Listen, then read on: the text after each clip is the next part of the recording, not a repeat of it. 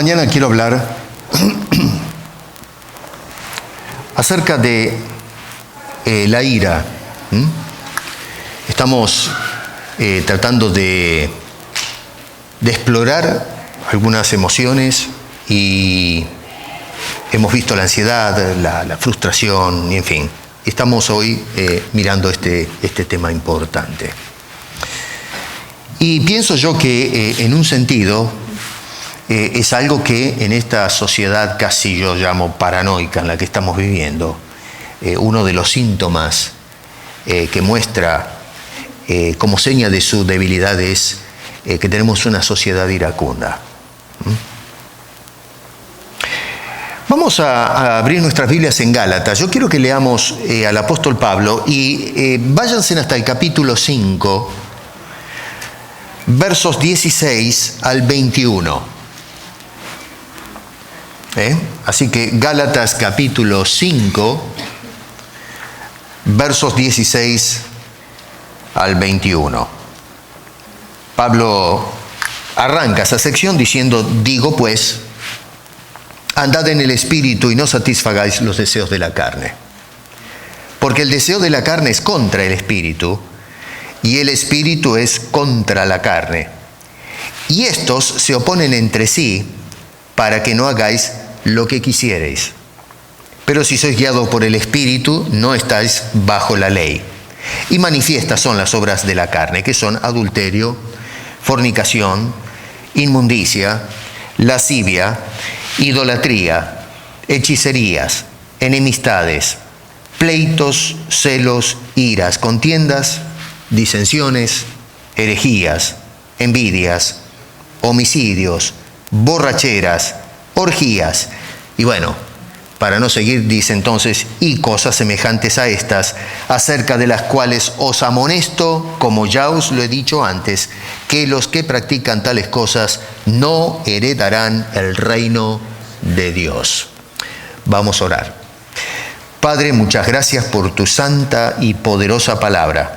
Y te rogamos desde lo más profundo de nuestro corazón que la bendigas, por favor, a nuestro bien, enseñándonos acerca de este tema importante, Señor, que es el tema de la ira. Te lo rogamos en el nombre de Cristo Jesús. Amén. El pensador latino Séneca, que estuvo por este mundo en el primer siglo, dijo estas palabras: la ira es un ácido que puede hacer más daño al recipiente en la que se almacena que en cualquier cosa sobre la que se vierte. Esto hace 2000 años atrás que se dijo, Así que el tema de la ira no es nuevo.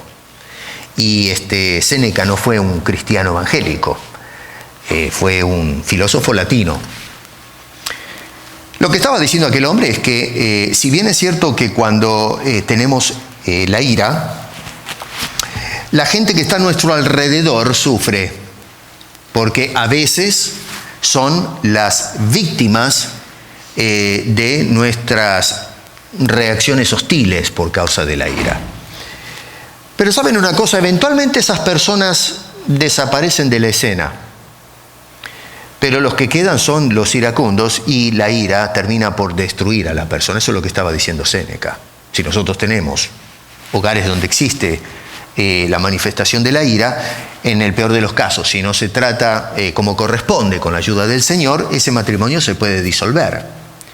A veces las personas que salen rehacen sus vidas, más allá de si esto es bíblico o no, pero hay personas que en estas sociedades comunes eso van y rehacen sus vidas. Pero otra vez la persona que quedó con el problema sin resolver, tal vez entra en otras relaciones y entonces eventualmente va a minar, va a intoxicar esa otra relación. En esto caen los hijos, caen los amigos, padres, familiares. En la sociedad muchas veces cuando una persona sufre de problemas de ira, va quedando aislada. Dígame usted, ¿quién quiere estar al lado de una persona que es explosiva? Estamos allí, lo toleramos un poco, pero eventualmente lo que hacemos es tratar de hacer una distancia para no entrar en ningún tipo de conflicto o contrariedades con la persona en cuestión.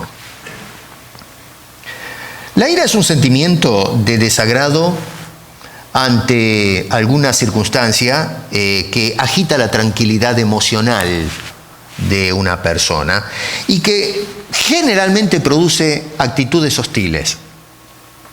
Pueden ser físicas, pero no necesariamente tenemos que identificarlas con la expresión física. A veces hay abusos psicológicos y de otro género, pero que son síntomas de un problema de ira. Usualmente lo que noto yo es cuando se habla de este tema es que tratamos de plantear una diferencia entre lo que es el enojo y la ira. O sea que hacemos definiciones semánticas del concepto. Pero en realidad, y a lo menos por lo que vemos en las Escrituras, es que cuando aborda el tema del enojo y la ira es un asunto de intensidad. No tanto de naturaleza. O sea que no son dos cosas diferentes. Es la ira un enojo que ya ha cruzado los límites de la tolerancia. ¿Se dan cuenta? Es una cosa explosiva, una cosa incendiaria. Dios es un Dios que se aira con el pecado. Lo encontramos en la Escritura muchas veces diciendo que Dios está airado con el pecado. Obviamente que estamos hablando de un abordamiento de la ira que es completamente diferente al que encontramos en la ira que usualmente manifiestan las personas. Algunos tratan de justificar esto mirando a la persona de Jesús cuando se enojó al ver el comercio que se había establecido en Jerusalén, especialmente en lo tocante al templo y cómo se comerciaba con las cosas sagradas, y Jesús entonces lo que hizo fue, ¿se acuerdan?, agitar las cuerdas y dar vuelta a la mesa de los cambistas. Es la única vez que encontramos a Jesús con una indignación tan severa que lo vemos actuar de esa manera, que mal sería decir impulsiva, porque no fue impulsivo. Esa es una ira justa, es una ira santa. Y si miramos bien y recordamos la escena, no encontramos a Jesús que encuentra que se le hizo una ofensa al mismo, sino que lo que está haciendo es defendiendo a su Padre. Dice, la casa de mi Padre será llamada casa de oración, o fue llamada casa de oración, pero ustedes la convirtieron en un mercado. Entonces esto fue lo que produjo la indignación de la persona del Señor Jesucristo. Así que cuando miramos el tema de la ira en esos casos, a la ira de Dios y el caso del enojo de Jesús, son dos casos apartes que no se relacionan con el fenómeno de la ira, como por ejemplo lo que menciona Pablo acá, entre otras cosas. Así que hay que tener cuidado.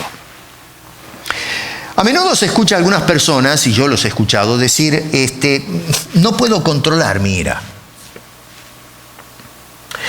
Ahora, ¿es realmente cierto eso? Que usted no puede controlar su ira. Porque, es decir, estamos tan fuera de control que cuando nos agarran estos arrebatos no podemos manejar nuestro enojo, nuestra alteración.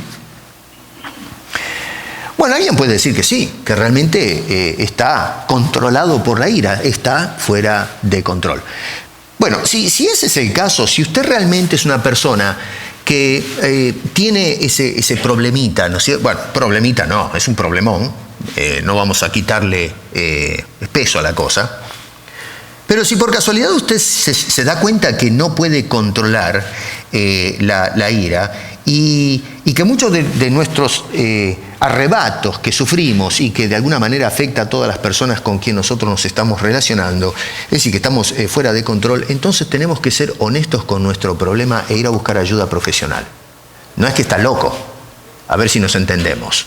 Porque hoy día cuando hablamos de ayuda profesional, muchos dicen, ¿usted me está diciendo que estoy loco o algo? No estamos hablando. Locura e ira son dos cosas diferentes.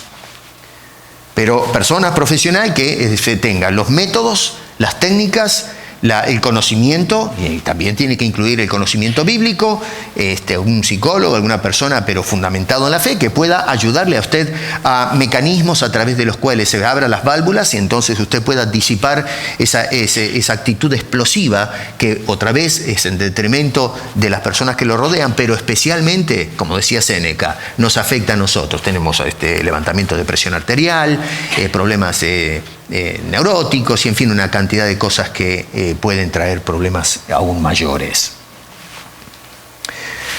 Pero en casos normales, dejando de lado estos casos extremos que necesitan la ayuda, y vuelvo a repetir, si usted dice estoy la verdad que no puedo controlar la ira, usted mismo está declarando de que tiene un problema, vaya a hacerse ver, por favor. Pero en casos normales, todos nos enojamos alguna vez, pero ¿cómo manejamos el enojo? Es el problema. Y déjenme que voy a elaborar un ejemplo para que nos ayude un poquito a entender esto. Supongamos que una persona se para delante nuestro, es un desconocido, y esta persona comienza a proferir injurias, insultos, empieza a vituperar, qué sé yo, a decir una cantidad de barbaridades, insultos y obscenidades, ¿no? Delante nuestro, y otra vez en perjuicio nuestro. ¿Qué hacemos? ¿Cómo reaccionamos?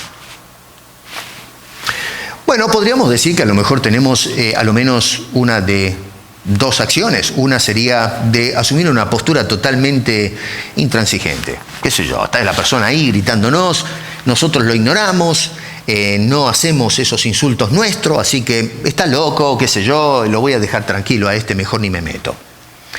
En otro caso podría ser que optemos por pegar la vuelta, es decir, vemos una persona y adelante que nos empieza a proferir insultos, me doy la vuelta, lo ignoro y desaparezco de la escena para disipar la tensión que se puede producir. Bárbaro, está bien, esas son opciones sabias para no hacer el problema de ahora mi problema, aun cuando estoy incluido en los insultos y las imprecariedades que esta persona levanta. Pero ¿qué sucede si la persona continúa obstinadamente con el insulto? Es decir, ventila su enojo, su ira, lo que sea, y sigue gritándonos insultos y profiriendo barbaridades. Bueno, mire, no sé, ¿no? Pero probablemente no pase mucho tiempo hasta que nos levante a nosotros el ánimo y entonces lo paremos al individuo y decir, bueno, pero usted dígame qué es lo que le pasa, ¿está loco? ¿Qué es lo que tiene?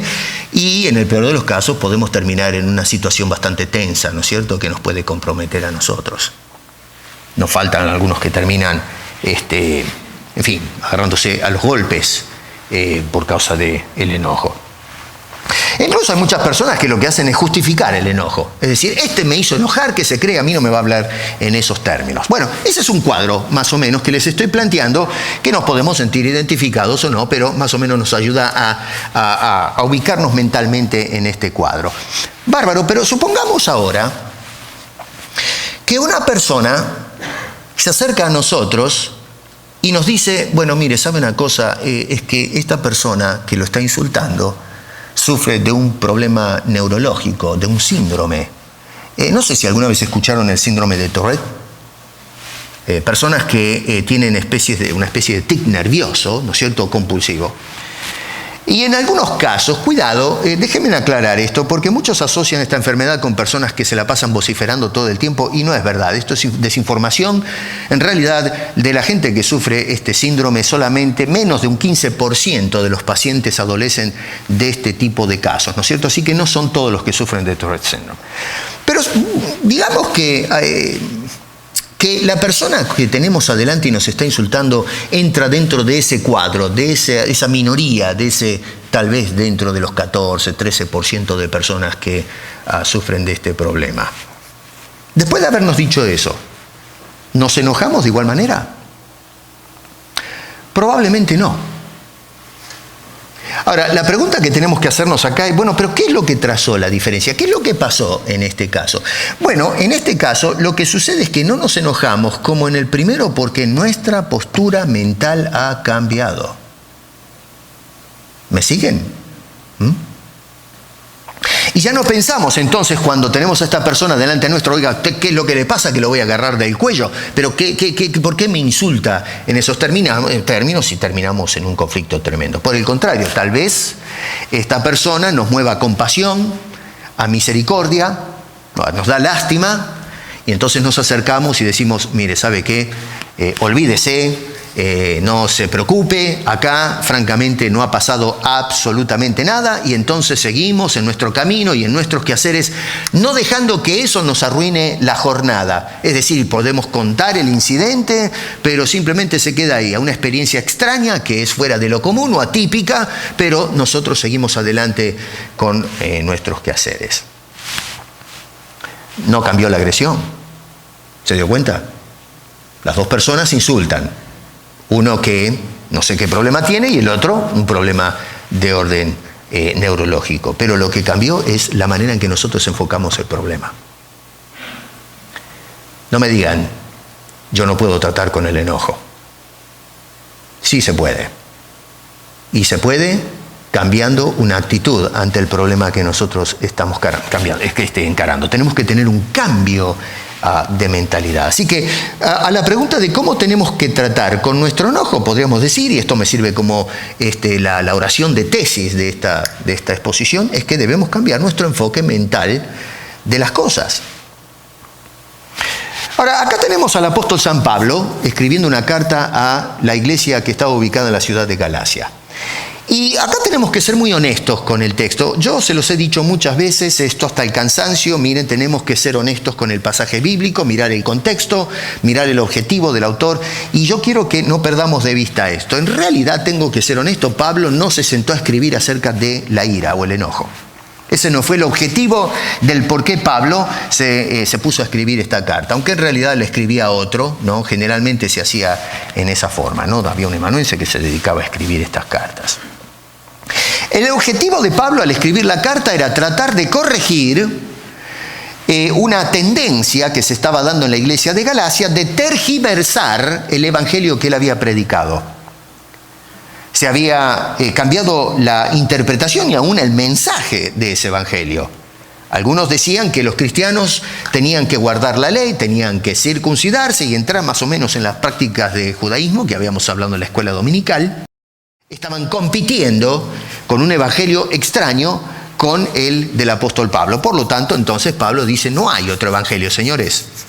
No se dejen engañar por estas personas que se metían dentro de la iglesia y que constantemente perseguían a Pablo para tratar de minar lo que este hombre con sacrificio trataba de exponer en las congregaciones. O sea que donde este hombre pisaba, ahí iban estos judaizantes para hacer lío, hacer problemas con la sana predicación de este caballero. Ellos decían que tenían que guardar la ley estrictamente para poder asegurarse la salvación en el cielo. Este problema que encaraban en la iglesia es un problema teológico, produjo una tensión entre los miembros que Pablo le hace el repaso en los versículos 14 y 15, fíjense en el capítulo 5. Lo hacemos por inducción esto. Pablo dice, porque toda la ley en una sola palabra se cumple, amarás a tu prójimo como a ti mismo. Pero si os mordéis y os coméis unos a otros, mirad que también os consumáis unos a otros. Así que no tenemos mucha información acerca de cómo se estaban tratando los creyentes, pero este verso nos ayuda más o menos a hacer una especie de prognosis, si me permiten usar la expresión, o qué sé yo, un perfil de cómo se estaban tratando quizás los creyentes. Había bronca acá dentro de la iglesia. Estaban los del partido del apóstol Pablo y los judaizantes que venían con ese evangelio extraño, y obviamente había una fricción entre todas estas personas. Entonces este es un efecto, esta situación que menciona el verso 15, intensificado del enojo que había entre los creyentes. O sea que lo que tenemos acá es una congregación enojada.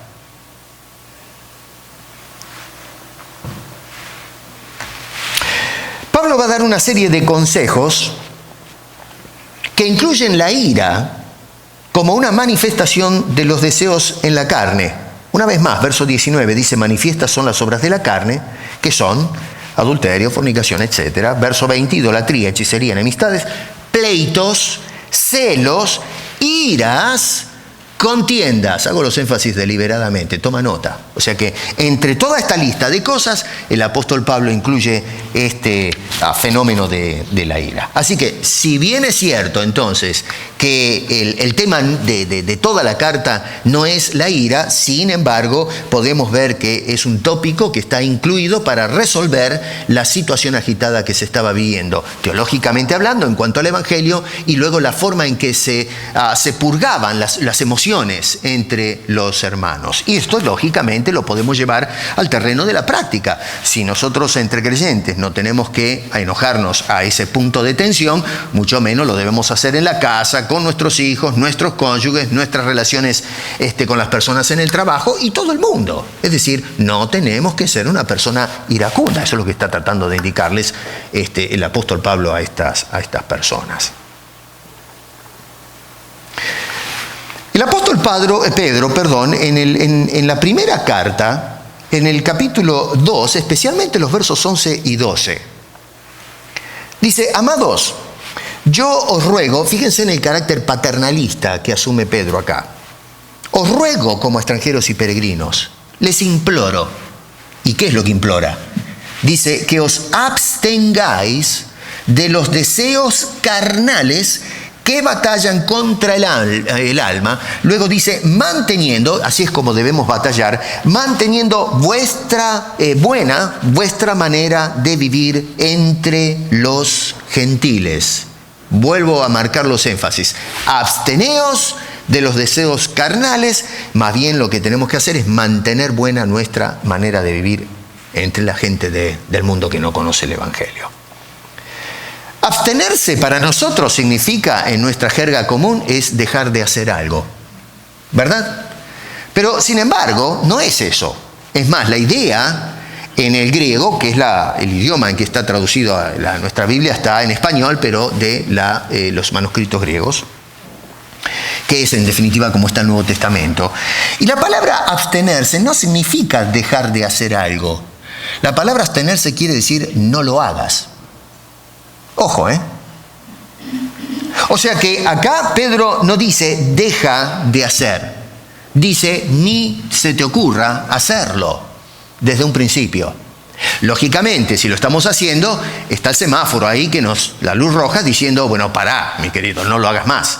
Pero la idea es, no lo hagas, no te enojes. No, en este caso de Pedro no usa la palabra enojo, acá usa la palabra los deseos carnales, ¿no es cierto? Si tomamos esta declaración de Pedro y la llevamos ahora a la carta de Pablo a los Gálatas, otra vez, insisto, Pedro dice absteneos de los deseos carnales.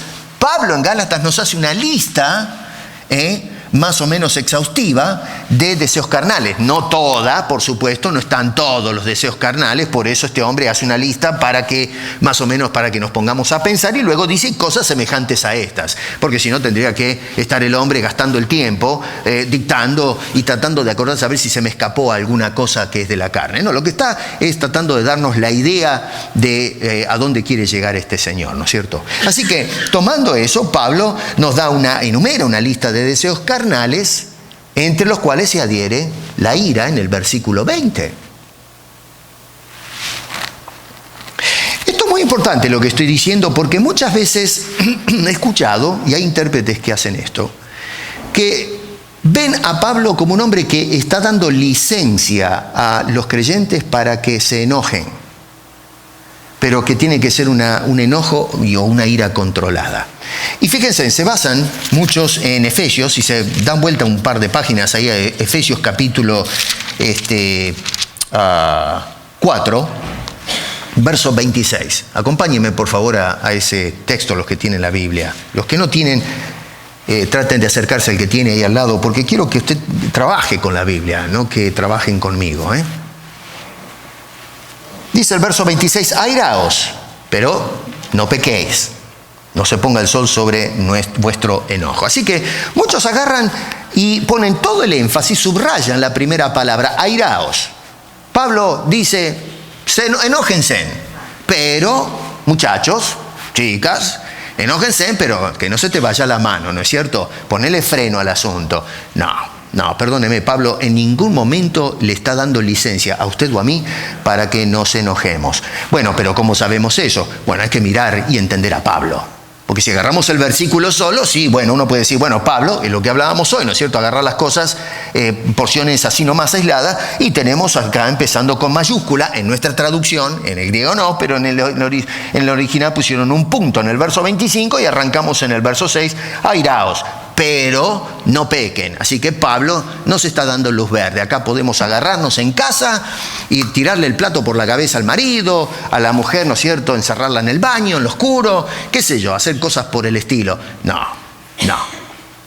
Observen ustedes que Pablo dice en el verso 17 del capítulo 4, esto pues digo y requiero en el Señor. No es algo que se le ocurrió a Pablo. En el Señor dice que ya no andéis como los otros gentiles, que andan en la vanidad de su mente, etcétera, ¿no es cierto? No caminen como ellos. Ustedes van a andar diferente.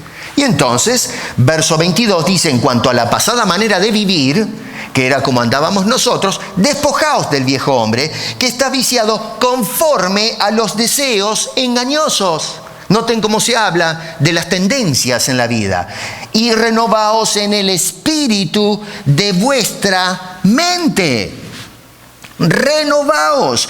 O para tratar con la ira dijimos que debemos tener un cambio, ¿no es cierto?, un cambio mental acerca de las cosas. Este hombre dice, debemos renovarnos en el espíritu de nuestra mente y vestidos del nuevo hombre, creado según Dios en la justicia y santidad de la verdad. Por lo tanto, el tema del enojo tiene que desplazarse. Lo que pasa afuera en el hombre que no conoce a Cristo, pero cuando se trata de Dios, en cuanto al enojo, tenemos que tener un cambio de mentalidad. Noten ustedes que en el verso 26 dice, no pequéis, no se ponga el sol sobre nuestro enojo. En otras palabras, creo que esto ya lo he indicado en otra ocasión, en otra exposición. Si nosotros decimos que Pablo nos está dando licencia para enojarnos, la pregunta entonces acá sería, ¿cuánto tiempo nos da? Quiere decir que Pablo, al que se enojó a las 7 de la mañana, dice, tú te puedes enojar hasta la tarde. O sea que cuando ves que el sol, mira el reloj, ¿no es cierto?, 12 horas, pero claro, acá en invierno anochece más temprano, así que en invierno tienes tiempo hasta las 4, en verano puedes tirar hasta las 9 de la noche, ¿no? Pero ¿y si metí la pata y me enojé a las 7 de la noche? Ah, no, ahí tenés una hora. Así que enójate a la mañana, puedes airarte porque vas a tener más tiempo, pero si te enojaste a las 8, atente, acuérdate lo que dice Pablo, vamos a agarrarlo a Pablo en la letra. Si tienes una hora, bueno, tienes que arreglar en esa hora el enojo. Vamos, por favor. ¿Se dan cuenta que esto no cuadra? Que se juega con la Escritura. Pablo no está dando licencia a la iglesia para que se enoje. Lo que está tratando es, si te has enojado, no peques. No caigas en el error de pensar de que ese enojo hay que darle una justificación. Tiene que haber un cambio de mentalidad. Tenemos que pensar qué es lo que produjo el enojo y si esta es la manera correcta de arreglar el asunto. Y no dice, sigue con el enojo, que el otro te pida permiso. No, tú ve y arregla ese asunto antes de que se termine el día. En otras palabras, no se trata del día, se trata de tú tienes que arreglar el enojo inmediatamente. No puedes vivir en esas condiciones. ¿Pero por qué? Porque tú no vas a andar como los gentiles. Dice, os ruego en el Señor que ya no andéis como los otros gentiles. Lo que vamos a hacer ahora es vestirnos del nuevo hombre. Y ese hombre es un hombre que vive en paz, que vive en amor, que vive estrechamente relacionado a su Dios. Cuando el enojo se convierte en algo prolongado, volvamos otra vez a Gálatas, ¿no? Y violento, hermano querido, es pecado. No sé, acá no hay vuelta que darle. Por más que le cortemos al asunto, la realidad es que la Escritura presenta el enojo como un acto pecaminoso y se asocia, por supuesto, tal emoción con los deseos de la carne. A lo menos eso es lo que vemos acá en Gálatas. Cuando Pablo dice en el capítulo 5, verso 16, no satisfagáis los deseos de la carne, y entre ellos mete la palabra la ira, esa palabra satisfacer en griego significa no llevar a su punto final.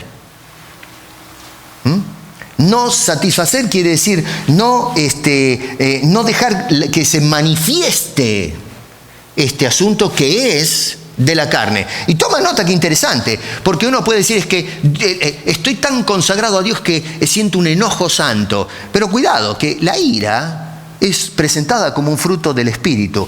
No encontramos un solo versículo en el Nuevo Testamento donde se nos diga aírense santamente. ¿Se dieron cuenta? Es más, entre los frutos del Espíritu, en el verso 22 y 23, algún día vamos a hacer una exposición de cada palabra acá, porque hay mucho para aprender de esto. Estoy estudiando y estoy preparando una serie sobre esto, el fruto del Espíritu. Pero ¿se dieron cuenta que en ningún momento dice enójense justamente o santamente? No aparece ni una mención, ni siquiera por casualidad, que podemos sacarlo por inducción. No, Señor. El enojo, la ira es un asunto que está fuera. No es un fruto del Espíritu, es un fruto de la carne. Ahora, cuidado porque cuando nos enojamos, esto nos lleva entonces, ya es un asunto de la carne, y nos lleva a satisfacer el deseo de la carne, que usualmente es la represalia contra la persona que nos hizo una agresión. Si alguien nos verbalizó algo que nos cae mal, algo que pasó, inmediatamente entonces no solamente le decimos, bueno, mira, vos y yo tenemos que hablar, sino que viene, la señora no le hace más la comida al marido, lo echa de la cama, el marido agarra y sale golpeando la puerta y se va con los amigotes a tomar un café, a fumarse un puro, a ver una película, a pescar. Los hijos también se meten en el cuarto, golpean la puerta, le meten un puñetazo a la pared, y todo este tipo de cosas que es violencia, es evacuar o darle purga a eso que está dentro nuestro. Todo eso, esa violencia es de la carne. ¿Vamos bien? Fíjense, tenemos que tener algunos factores en cuenta acá. Por ejemplo, en primer lugar, verso 15, observen ahí en sus Biblias, verso 15, la ira produce reacciones negativas en los agredidos. No nos produce nada positivo. Dice que, pero si os mordéis y os coméis unos a otros. Fíjense en que hay uno que ofende, pero está el otro que también se siente ofendido y parece que responde. Así que, claro, cuando dice ahí que si os coméis o os mordéis, no es que estaban uno detrás del otro agarrándole el brazo, tratando de morderle, masticarle el brazo al otro, ¿no? Lo que está diciendo Pablo acá es una figura de dicción, está diciendo que había una tensión, una hostilidad en donde se hacían daño mutuo los creyentes. Así que alguien tiró la piedra, pero el otro se la devuelve. Vos me la hacés, yo te la devuelvo. Vos me insultás, yo te insulto doble.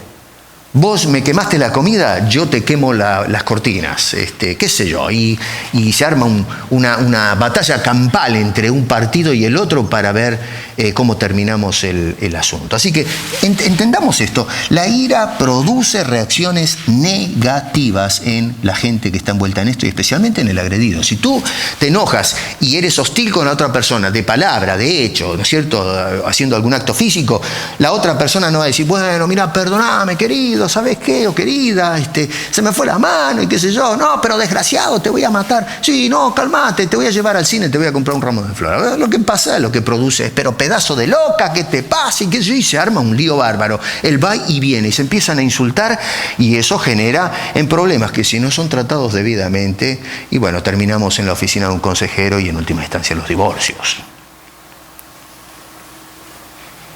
La segunda, Proverbios, por ejemplo, ¿no? Dice, la blanda respuesta quita la ira, mas la palabra áspera hace subir el furor.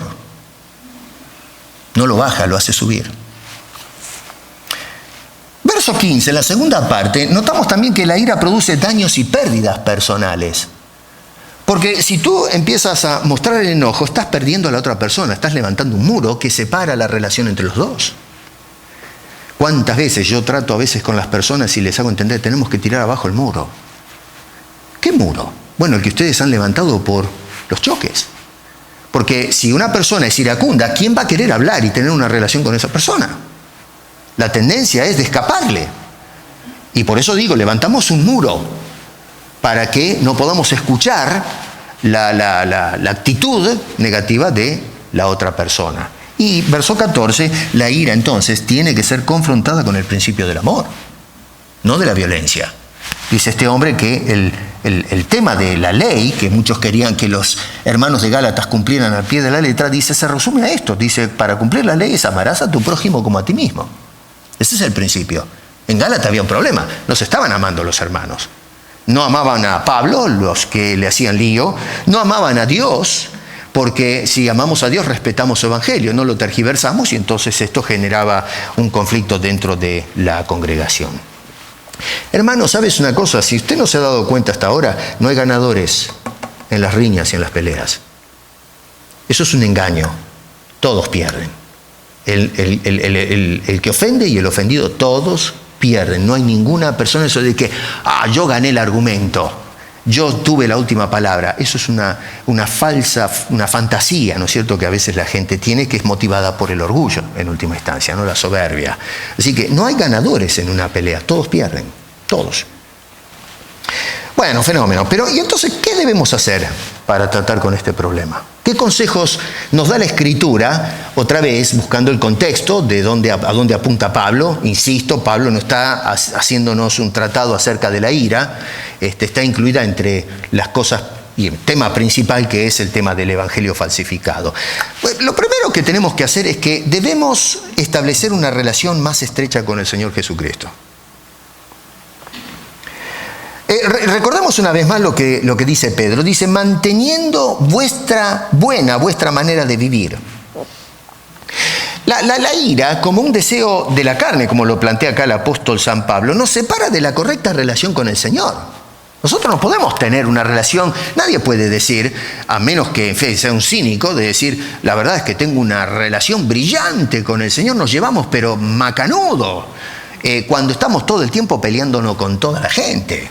Especialmente cuando estamos peleándonos con los creyentes, amén, de los de afuera, pero especialmente con los creyentes, una esposa creyente, un marido creyente, hijos creyentes, hermanos creyentes, vecinos creyentes, con el mundo también, ojo. Pero de todas maneras, cuando se trata de la relación entre personas, no podemos disfrutar una relación correcta con el Señor cuando estamos en esos términos. Pablo dice en el verso 16, andad en el Espíritu. Y andar en el Espíritu significa dirigidos, gobernados por el Espíritu de Dios que mora en cada uno de sus hijos. Es decir, gobernados por el Espíritu Santo y no gobernados por nuestros deseos carnales que nos hacen perder la chaveta. Verso 24 dice, si vivimos... verso 25, si vivimos por el Espíritu, andemos también por el Espíritu. El vivir,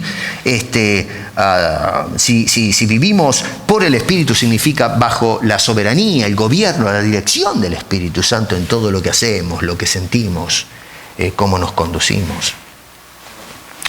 Y cuando andamos así, entonces, gobernados por el Espíritu de Dios y no el deseo de la carne, fíjense en otra vez que en lugar de la ira producimos un fruto diferente. Verso 22 dice que es amor, gozo, paz, paciencia, benignidad. Todas estas cosas son totalmente opuestas o polarizadas al pleito, la ira, los enojos exagerados o explosivos. Así que si andamos por el Espíritu y el Espíritu entonces gobierna nuestra vida, entonces estaremos caminando cerca del Señor constantemente. No quiere decir que Dios nos tira a un costado, Nosotros somos los que tiramos a Dios a un costado. Dios siempre nos tiene agarrados. Somos sus hijos, la salvación es segura, pero lo que hacemos es darle la espalda al Señor. Así que son temas diferentes lo que tratamos en cuanto a la salvación y lo que es la relación nuestra con el Señor. La segunda cosa, verso 16, en la segunda parte, observen ahí que concluimos que no debemos alimentar o echarle combustible a las emociones destructivas. Dice, no satisfagáis los deseos de la carne, no le den de comer al enojo. Cuando nosotros notamos que estamos incomodados y empezamos a agitarnos, para ahí, no le des rienda suelta al asunto, no abras el corral que salgan todos los toros en una estampida, que tus emociones empiecen a arrasar con todo lo que tiene adelante.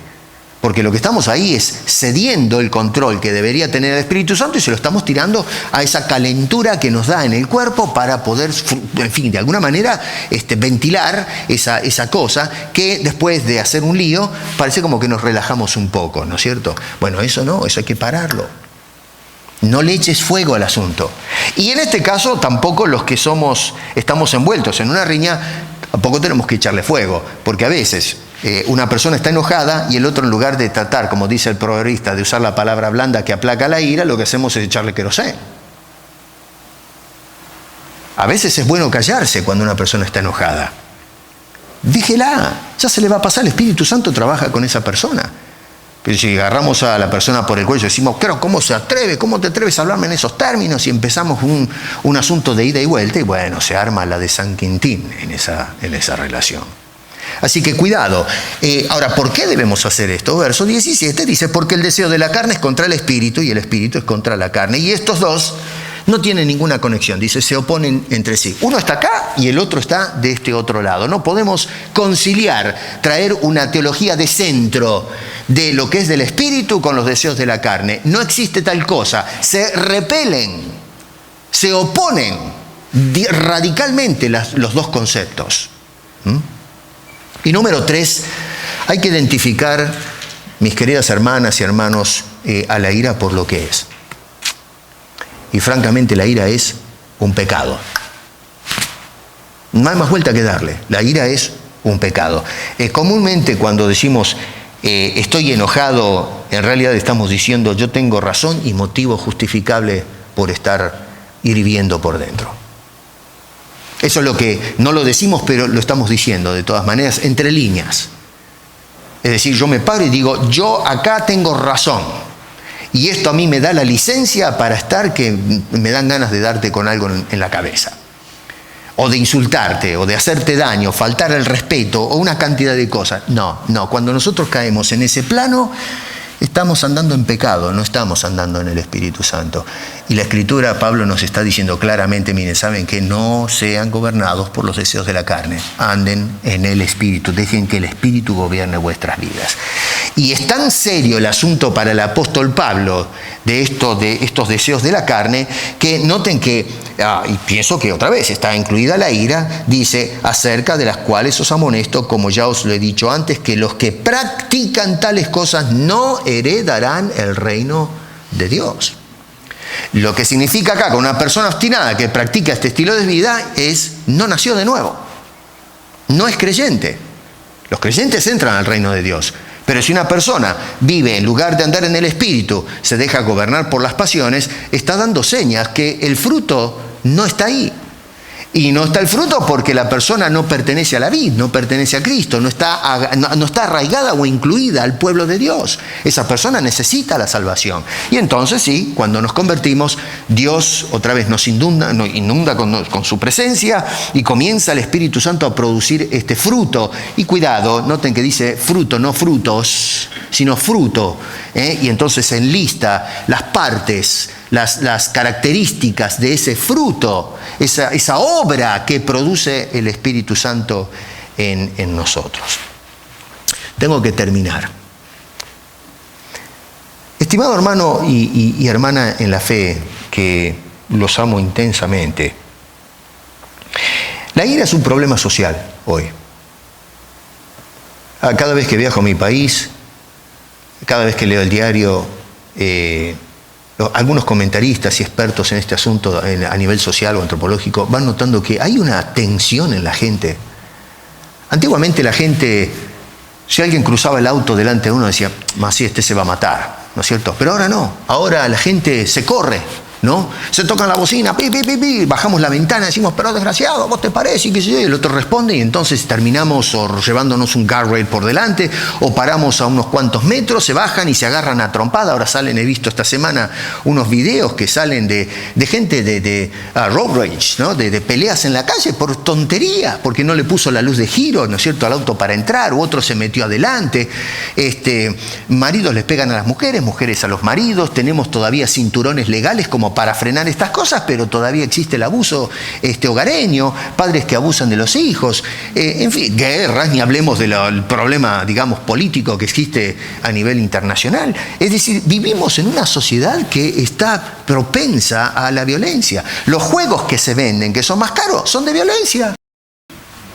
A los chicos los sentamos delante del televisor y es matar, trompear, agarrarse a gritos, insultos y qué sé yo. Ponemos la televisión y lo que encontramos es parejas donde se dicen un montón de palabrotas y obscenidades, se tiran los platos por la cabeza. Esos son los modelos. Decimos, este es el hogar ideal es el de la película tal o cual. Y resulta de que lo que vemos es un hogar hostil, violento, áspero, donde la gente inclusive termina cerrando las puertas y yéndose o engañándose unos a otros. Vivimos en una sociedad que fomenta el enojo, fomenta aumenta la ira en lugar de tratar de disipar las cosas. Hemos perdido la diplomacia cristiana. No podemos, bajo ningún punto de vista, justificar algo que satisfaga los deseos de la carne. No podemos justificar la represalia. Está mal. Está mal. No debemos hacer eso. Pablo es enfático en este asunto. Decía, hermanos, basta de pleitos, basta de ira. Basta de darle rienda suelta al asunto. Si están enojados, paren con eso. No dejen que termine el día. Ustedes vayan y arreglen este asunto. Como dice Pedro, que sea nuestra manera de vivir entre los gentiles buena. Pero ¿cómo logro esa buena actitud? Bueno, absteniéndonos de los deseos carnales y, como dijimos, entre ellos la ira que menciona el apóstol San Pablo. Yo no sé cómo son tus relaciones. No sé cómo están tus emociones. Dios sí. Si tienes un problema con el enojo y que se descontrola y se convierte en ira, bueno, es poner freno al asunto. Termina con eso. Empieza acercándote al Señor y dile, Señor, mira, sabes que yo estoy pecando. Tengo un problema y necesito tu ayuda. Necesito que produzcas fruto apacible en mi vida, que produzcas el fruto del Espíritu Santo. Y Dios dio a su Hijo no solamente para salvarnos de la condenación eterna, pero nos salvó para salvarnos de la tiranía de la carne. Nosotros somos libres, tema precioso que trata Pablo en esta Gálatas, de ser libres, somos libertos en Cristo Jesús, no solo de la ley, sino libres de la tiranía del pecado en nuestras vidas. Y nosotros ahora podemos vivir, podemos respirar, podemos caminar en una forma celestial. Y eso es lo que Dios quiere de todos nosotros y que podamos mostrar a la sociedad que realmente el cristianismo es efectivo para cambiar las vidas. Hermano querido, considera el consejo de la palabra de Dios y recuerda, es un asunto de actitud mental más que emocional. Si te enojaste, detente a pensar por qué te enojaste, qué dice la Escritura acerca del enojo y dialoga con la persona que te ofendió y trata de buscar la reconciliación, porque eso sí produce. Lo otro no produce ningún resultado positivo. Quiera Dios que esto nos ayude entonces para caminar como creyentes en una forma digna y que le dé gloria a su nombre y que permita que nuestras relaciones sean preciosas para su gloria y su honra. Padre Celestial, te damos muchas gracias porque en tu palabra a veces encontramos estas vetas secundarias de conceptos que nos ayudan a hacer aplicaciones. Si bien es cierto que Pablo no trata acerca de la ira específicamente, pero incluye el tema porque se estaba dando una situación destructiva en la iglesia de Galacia. Y entonces nos ayuda a poder encaminarnos de una manera más digna en este mundo. Y por eso te damos gracias. Por eso tu palabra dice que es viva y eficaz. Y ciertamente notamos que efectivamente es una palabra viva y eficaz, con más efectividad para penetrar en el interior de la persona que una espada de dos filos, dice Hebreos. Así que ayuda a que esto que hemos meditado hoy nos pueda servir para mejorar nuestras relaciones como hermanos, como hijos tuyos, y aún también en nuestras relaciones con los hombres de afuera que no son de Cristo todavía, de tal forma que nos abra el diálogo para compartir este mensaje de amor y de esperanza que nos has dado en Cristo Jesús, en cuyo nombre, Señor, hacemos y elevamos esta oración. Gracias, oh Dios. Amén.